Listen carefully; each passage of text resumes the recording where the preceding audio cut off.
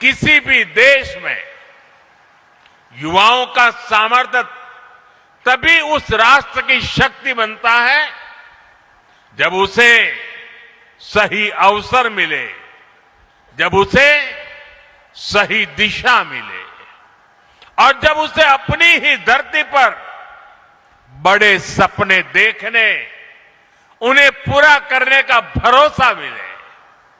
और इसमें बहुत बड़ी भूमिका हमारे शिक्षा संस्थानों की होती है।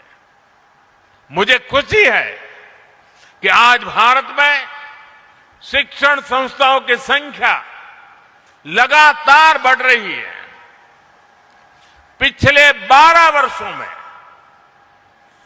650 से ज्यादा नई यूनिवर्सिटीज बनी है। पिछले 12 वर्षों में करीब 14,000 नए कॉलेज बने हैं।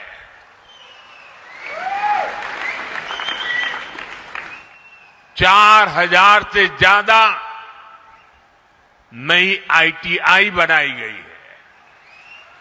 9 नए आईआईएम, 7 नई आईआईटी और 13 नए एम्स भी स्थापित किए गए हैं। आज देश में एमबीबीएस की सीटें करीब 1,40,000 हो चुकी है। मेडिकल कॉलेजों की संख्या बढ़कर 823 हो गई है। साथियों, एक और हम एजुकेशन इंफ्रास्ट्रक्चर को मॉडर्नाइज कर रहे हैं, साथ ही शिक्षा व्यवस्था को भी आधुनिक जरूरतों के हिसाब से ढाला जा रहा है।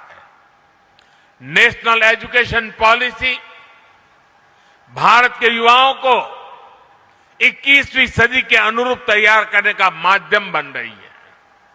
साथियों, स्कूली शिक्षा में भी बड़े स्तर पर काम हुआ है। देश भर में 14,000 से ज्यादा पीएम श्री स्कूल विकसित किए गए हैं।